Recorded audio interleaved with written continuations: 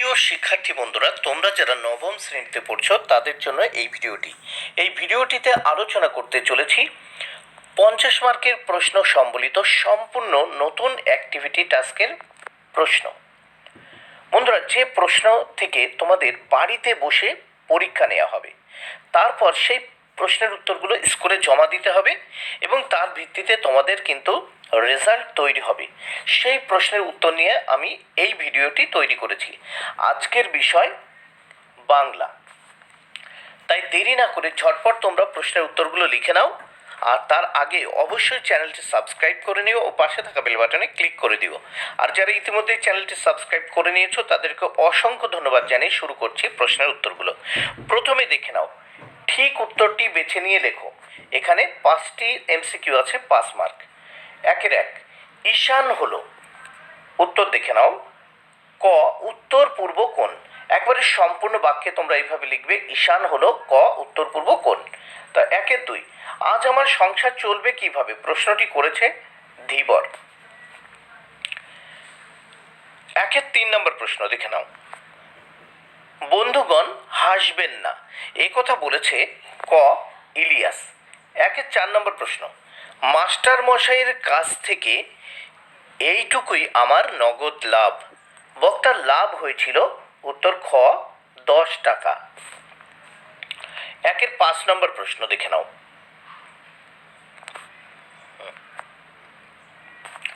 নোঙর কবিতাটি যে কাব্যগ্রন্থের অন্তর্গত, উত্তর খ সাদা মেঘ কালো পাহাড়। এবার আসি দেখে নাও, কম বেশি 15টি শব্দের মধ্যে উত্তর লেখো। 1 গুণ 10, 10টি প্রশ্ন, 1 করে 10 মার্ক। তাহলে দেখে নেওয়া যাক। প্রজা চমকিত, প্রজা চমকিত কেন, উত্তর কলিঙ্গ রাজ্যে প্রজারা চমকে উঠেছিল কারণ শস্যপূর্ণ গোলা উল্টে তছনছ হয়ে গিয়েছিল। শস্যহানির আশঙ্কায় ও অনাহারের কল্পনায় তারা চমকে উঠেছিল। 2 ধীবর বৃত্তান্ত নাট্যাংশে ধীবরের বাড়ি কোথায়, উত্তর মহাকবি কালিদাসের ধীবর বৃত্তান্ত নাট্যাংশে ধীবরের বাড়ি ছিল শক্রাবতারে। 3 নম্বর প্রশ্ন, ইলিয়াস তো ভাগ্যবান পুরুষ, কারা একথা বলতো, উত্তর ইলিয়াসের বলবোলাও দেখে প্রতিবেশীরা বলতো ইলিয়াস ভাগ্যবান পুরুষ, তার কোনো অভাব নেই, তাই ওর মরার দরকার নেই। 4 নম্বর প্রশ্ন দেখে নাও, মনে এলো মাস্টার মশাইয়ের কথা, কখন এমনটি ঘটেছে, উত্তর একটি পত্রিকার ফরমাশে যখন সুকুমারবাবু গল্প লিখতে বসেছিলেন, একটি পত্রিকার ফরমাশে যখন সুকুমারবাবু গল্প লিখতে বসেছিলেন তখন তার ছেলেবেলার অঙ্কের মাস্টার মশাইয়ের কথা মনে এলো। 5 বিরামহীন এই দাঁড় টানা, কবি দাঁড় টানাকে বিরামহীন বলেছেন কেন, উত্তর নোঙর কবিতায় কবি বিরামহীন দাঁড় টেনে নৌকাটিকে নির্দিষ্ট গন্তব্যে নিয়ে যেতে চান। তটের কিনারে নোঙরের কাছিতে বাধা পড়েছে নৌকাটি, দূরদেশে পাড়ি দেওয়ার উদ্দেশ্যে অসংখ্য বন্ধনময় অবস্থাকে অতিক্রম করে কবির ভাবনা অজানা লোকে পৌঁছাতে চায়, তাই বৃথা প্রচেষ্টা জেনেও কবি অবিরাম দাঁড় টেনে চলেছেন।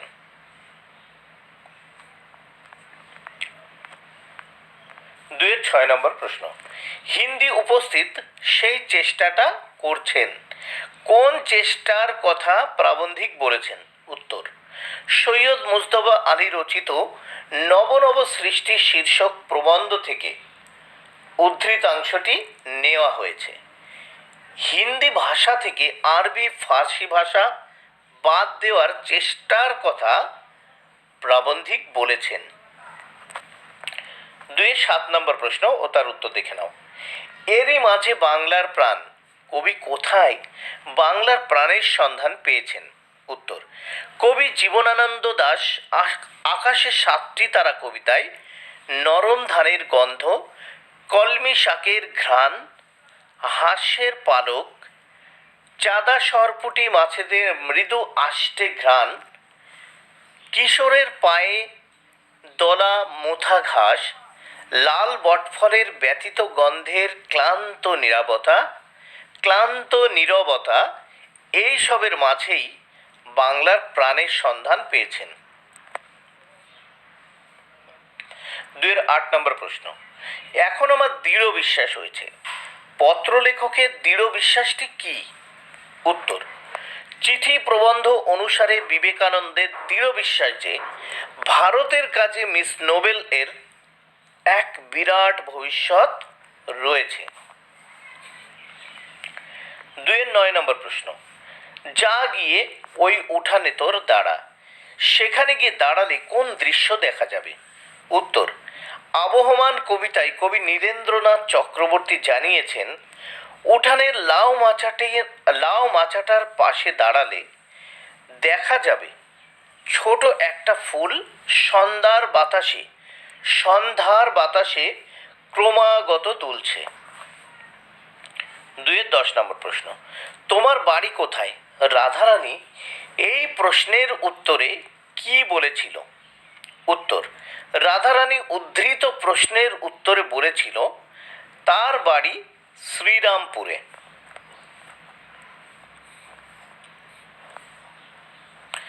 3-1, আমার বাণিজ্য তরী বাধা পড়ে আছে। কোন বাণিজ্য তরী? সেটি বাধা পড়ে আছে কেন? 1+2, 3 মার্ক।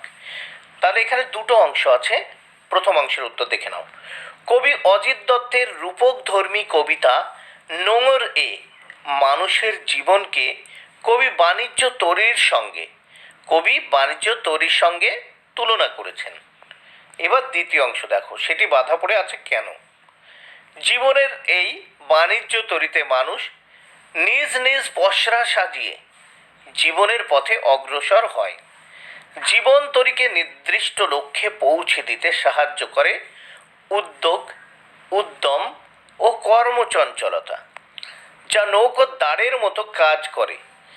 কিন্তু মানুষের জীবন সর্বদা স্বপ্ন ও স্বপ্নভঙ্গের সুতোয় বাঁধা। জীবনের নানা প্রতিকূলতা মানুষকে তার কর্মপ্রচেষ্টায় বাধা দেয়। ফলে প্রথিত মুক্ত জীবনের পরিবর্তে বদ্ধ দৈনন্দিনতার ঘাটে মানুষের বাণিজ্য তরী বাধা পড়ে আছে। এবার দেখে নাও 3-2 নম্বর প্রশ্ন, সংস্কৃত ভাষা আত্মনির্ভরশীল, প্রাবন্ধিক কেন এমন মন্তব্য করেছেন? উত্তর, উদ্ধৃতাংশটি সৈয়দ মুজতবা আলী রচিত নব সৃষ্টি প্রবন্ধ থেকে গৃহীত হয়েছে। নতুন কোনো চিন্তা অনুভূতি বোঝানোর জন্য নতুন শব্দের প্রয়োজন হলে সংস্কৃত ভাষা অহেতুক অন্য কোনো ভাষা থেকে শব্দ ধার করে না। নিজস্ব ধাতু শব্দ একটু অদল বদল করে সংস্কৃত ভাষা নতুন শব্দ তৈরি করে। এই বিশেষ ক্ষমতার জন্য প্রাবন্ধিক সংস্কৃত ভাষাকে আত্মনির্ভরশীল ভাষা বলেছেন। আমি এই ঘাসে বসে থাকি। কোন সময় কবি ঘাসের উপর বসে থাকেন, তখন কেমন অবস্থা তার চোখে ধরা পড়ে? উত্তর, আকাশে 7টি তারা নামক কবিতায় কবি স্বয়ং জীবনানন্দ দাশ ঘাসের উপর বসে থাকেন।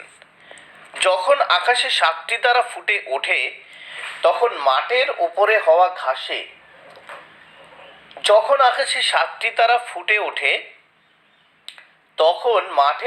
হওয়া ঘাসে কবি জীবনানন্দ দাশ বসে প্রকৃতির রূপ রস অনুভব করেন। এবার দেখে নাও দ্বিতীয় অংশ, দিবসের অবসানে যখন সন্ধ্যা শান্ত অনুগত হয়ে বাংলার বুকে নেমে আসে, তখন কবি টের পান তথা বুঝতে পারেন এক কেশবতী কন্যার আগমন বার্তা। সেই নারী যেন চুল দিয়ে জাম কাঁঠাল হিজলের বনে চুম্বনরত। তিনি টের পেয়ে যান নরম ধানের গন্ধ যা কলমির ঘ্রাণে পুকুরের জলে বা হাঁসের পালকে পল্লী বাংলার আসল রূপ। 3-4 নম্বর প্রশ্ন, নোটে গাছটি বুড়িয়ে ওঠে কিন্তু মুড়োয় না। উদ্ধৃতাংশে নোটে গাছের প্রসঙ্গ উত্থাপনে আবহমান কবিতায় রূপকথার আবেশ কিভাবে রচিত হয়েছে বিশ্লেষণ করো। উত্তর, উদ্ধৃতাংশটি নীরেন্দ্রনাথ চক্রবর্তীর আবহমান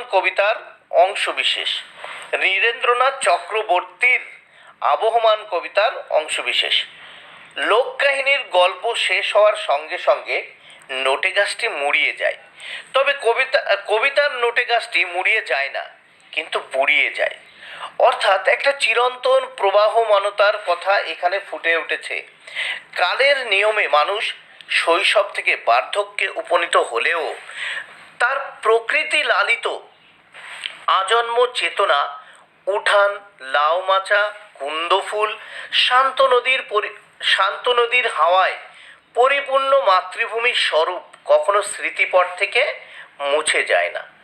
তাই ব্যক্তির বার্ধক্য যে শৈশব স্মৃতিকে নষ্ট করতে পারে না, তা বোঝাতে এমন উক্তি।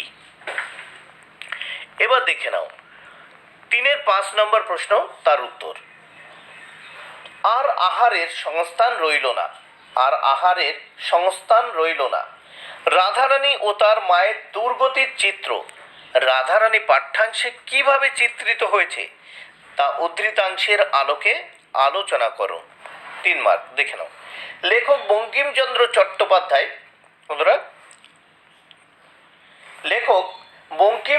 চট্টোপাধ্যায়ের লেখা রাধারানী পাঠ্যাংশে দেখা যায় একটি সম্পূর্ণ অবস্থাপন্ন ঘরের সন্তান রাধারানী পিতার মৃত্যুর পর অবস্থার দুর্বিপাকে অত্যন্ত দারিদ্র্যের সম্মুখীন হয়ে সুবিচার পাওয়ার আশায় রাধারানীর মা তার সঞ্চিত অর্থ ও গয়না বিক্রির অর্থ দিয়ে প্রিভি কাউন্সিলে আপিল করেন, কিন্তু তাদের আহার সংস্থানের কোনো ব্যবস্থা ছিল না।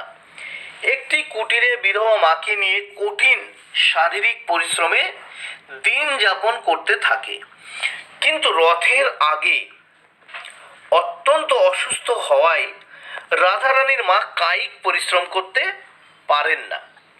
ফলে আহার একরকম বন্ধ হয়ে চলতে থাকে উপবাস। এমন অবস্থায় রাধারানী ভেবেছিল কতগুলি বনফুল তুলে মালা গেঁথে রথের মেলায় বিক্রি করে কিছু টাকা পাওয়া গেলে সে তার মায়ের চিকিৎসা করবে। কিন্তু রথের মেলায় রাধারানী কাছ থেকে এক অচেনা ব্যক্তি মালার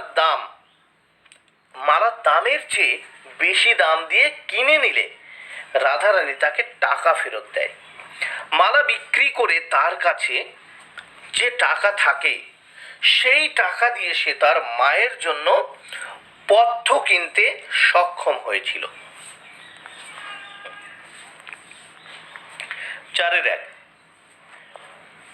নিরবধি 7 দিন বৃষ্টি নিরন্তর। 5 মার্ক করে এগুলো। এই প্রাকৃতিক বিপর্যয় কলিঙ্গবাসীর জীবনকে কিভাবে বিপন্ন করে তুলেছিল তা আলোচনা করো। উত্তর, আলোচ্য অংশটি মধ্যযুগের অন্যতম বিখ্যাত কবি মুকুন্দরাম চক্রবর্তীর লেখা কলিঙ্গ দেশে ঝড় বৃষ্টি কবিতা থেকে গৃহীত হয়েছে।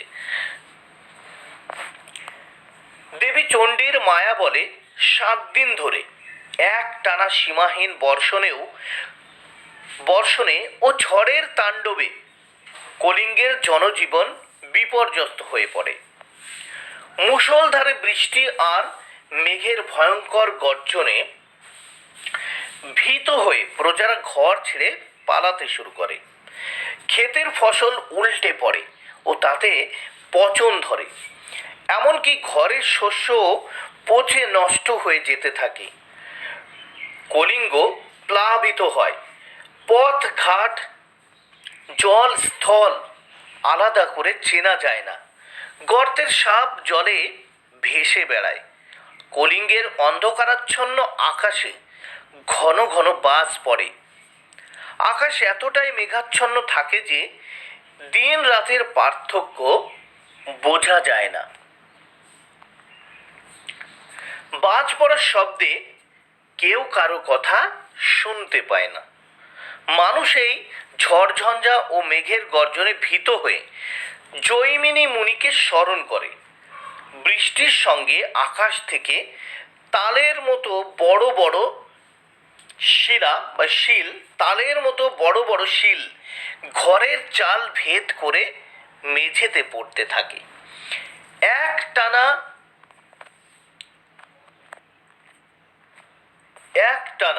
ঝড় বৃষ্টিতেও নদীর বানভাসী পর্বতের মতো ঢেউয়ে একটানা ঝড় বৃষ্টিতে ও নদীর বানভাসী পর্বতের মতো ঢেউয়ে বাড়িঘরগুলি যেন দুমড়ে মুচড়ে যায়। এক কথায় 7 দিনের অবিরাম ঝড় বৃষ্টিতে কলিঙ্গবাসীর জীবন বিপন্ন হয়ে ওঠে। 4-এর 2 নম্বর প্রশ্ন উত্তর। চিঠি অনুসরণে স্বামী বিবেকানন্দের বিদেশি ভক্ত ও অনুগামীদের পরিচয় দাও। 5 মার্ক, দেখে নাও উত্তর।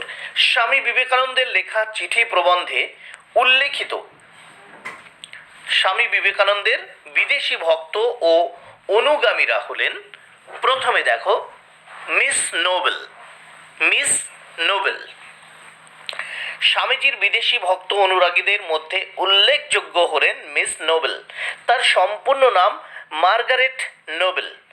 তিনি স্বামীজির কাছে দীক্ষা গ্রহণ করেন এবং স্বামীজির আদর্শে অনুপ্রাণিত হয়ে তিনি ভারতের নারী সমাজের কল্যাণে জীবন উৎসর্গ করেন।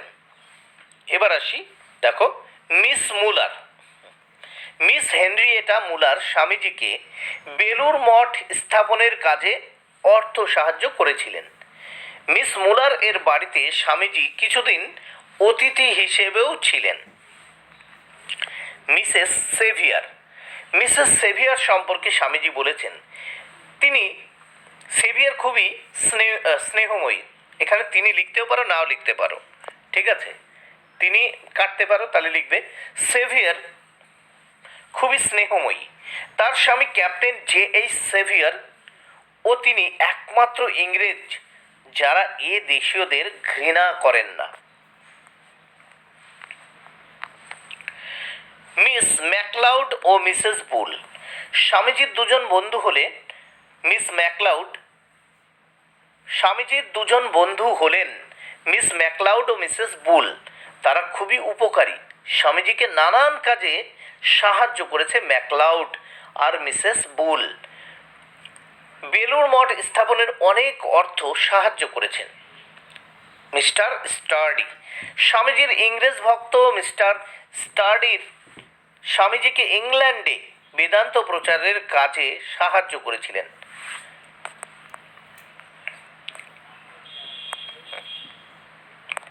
স্বামীজির ইংরেজ ভক্ত মিস্টার স্টার্ডি স্বামীজিকে ইংল্যান্ডে বেদান্ত প্রচারের কাজে সাহায্য করেছিলেন। 5 করভাস যে এখন সাধারণ কাকের থেকে নিজেকে আলাদা রাখতে চায় তার স্পষ্ট প্রমাণ আজকে পেলাম। প্রফেসর শঙ্কু কিভাবে সেই প্রমাণ পেয়েছেন? 5 মার্ক। সত্যজিৎ রায়ের লেখা করভাস গল্পে প্রফেসর শঙ্কু তার অর্নিথন যন্ত্র প্রয়োগ করে লক্ষ্য করেছিলেন করভাস অন্য কাকের থেকে আলাদা থাকছে। সাধারণত একটা কাকের মৃত্যুতে অনেক কাক হাজির হয়। একদিন দুপুরে বজ্রবিদ্যুৎ বৃষ্টিতে খেয়াল করেন একটা শিমুল গাছ থেকে ধোঁয়া বেরোচ্ছে। এরপর বিকেলে বৃষ্টি থামার পর প্রচণ্ড কোলাহল শুরু হয়। তিনি তার চাকর প্রহ্লাদকে বলে খবর আনতে। সে এসে জানায় বজ্রাঘাতে একটি কাকের মৃত্যু হয়েছে। এমন ঘটনায় যখন বাইরে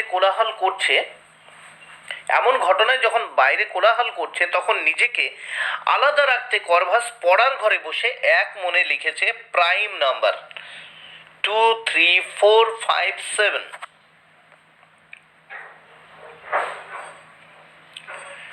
এবার আসি 6-1 একটি ধাতব প্রত্যয়ের উদাহরণ দাও। একটি ধাত্ববয়ব, একটি ধাত্ববয়ব, বন্ধুরা এটা ধাতব লেখা হয়ে গেছে, এটা ঠিক করে নিও। একটি ধাত্ববয়ব প্রত্যয়ের উদাহরণ দাও। একটি ধাত্ববয়ব প্রত্যয়ের উদাহরণ হলো দেখ যুক্ত আ সমান দেখা, কর যুক্ত আ সমান করা, বল যুক্ত আ সমান বলা। এখানে দেখা, করা এগুলো হচ্ছে কি ধাত্ববয়ব প্রত্যয়ের উদাহরণ। বন্ধুরা এটি কিন্তু ধাতু প্রত্যয় নয়, ধাত্ববয়ব, ধয়াকার তয় বয় ব অন্তস্থ ব, ধাত্ববয়ব। একটি ধাত্ববয়ব প্রত্যয়, প্রশ্নটি ভুল লেখা হয়েছে, তোমরা ঠিক করে নিও। তাহলে একটি ধাত্ববয়ব প্রত্যয়ের উদাহরণ হলো দেখ যুক্ত আ দেখা, কর যুক্ত আ করা, বল যুক্ত আ বলা। এবার মৌলিক শব্দ বলতে কি বোঝো দেখো। উত্তর, মৌলিক শব্দ সংস্কৃত থেকে যেসব শব্দ অবিকৃত ভাবে বা পরিবর্তিত আকারে বাংলায় এসেছে তাদের বলা হয় মৌলিক শব্দ। যেমন চন্দ্র, সূর্য, হাত, পা ইত্যাদি। 6-3 নবগঠিত শব্দকে কয়টি শ্রেণীতে ভাগ করা যায় এবং কি কি? উত্তর, নবগঠিত শব্দকে দুটি শ্রেণীতে ভাগ করা যায়, যথা মিশ্র বা সংকর শব্দ, 2 অনুদিত শব্দ। 6-4 তামিল শব্দভাণ্ডার থেকে বাংলায় এসেছে এমন দুটি শব্দ লেখো। উত্তর, তামিল শব্দভাণ্ডার থেকে বাংলায় এসেছে এমন দুটি শব্দ হলো চুরুট, চেট্টি, পিলে, যাকে ছেলে পিলে বলা হয়।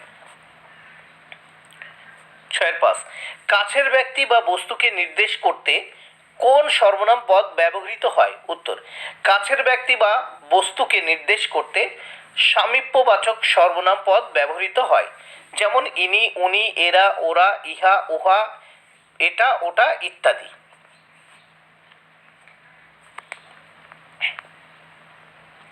ভাব সম্প্রসারণ করো। তাহলে দেখে নাও, ধর্মের নামে মোহ এসে যারে ধরে, অন্ধ সেজন মারে আর শুধু মরে। উত্তর, দেখে নাও প্রথম মূল ভাব, ধর্মের বেশ ধরে আসা মোহে আমরা যদি আবিষ্ট হই তবে সেই মোহে অন্ধ হয়ে অপরকেই কেবল হত্যা করে না, নিজেকেও সে হত্যা করে। এবার সম্প্রসারিত ভাব দেখে নাও, মানব সভ্যতার বিকাশের সঙ্গে সঙ্গে মানুষের মনে যে ধর্মচিন্তা জেগে ওঠে সেই ধর্ম হলো যা ধারণ করে মানুষ মনুষ্যত্ব বজায় রাখে। এই ধর্মচিন্তা বিষয়ে পক্ষে বিপক্ষে ভাগ হয়ে মানুষ হয়েছে বিভাজিত। ধর্মাদর্শ নিয়ে লেগে আছে নিত্য বিবাদ। ব্যক্তি মানুষকে ছাপিয়ে বৃহৎ সমাজ দেহে আবদ্ধ হয়ে পড়ে ধর্ম। শ্রেষ্ঠত্ব প্রতিষ্ঠার লক্ষ্যে অন্যকে আঘাত করতেও পিছপা হয় না। সভ্যতার পথে এগিয়ে চলা মানুষ ধর্ম বিষয়ে হয়ে পড়েছে সংকীর্ণ। সকল ধর্মের মূল কথা ও লক্ষ্য ইতিবাচক হলেও পৃথকভাবে একে অপরকে দেখে অবজ্ঞা করে, ঘৃণা করে। মনুষ্যত্ব অপেক্ষা তার বড় পরিচয় ধর্মমত।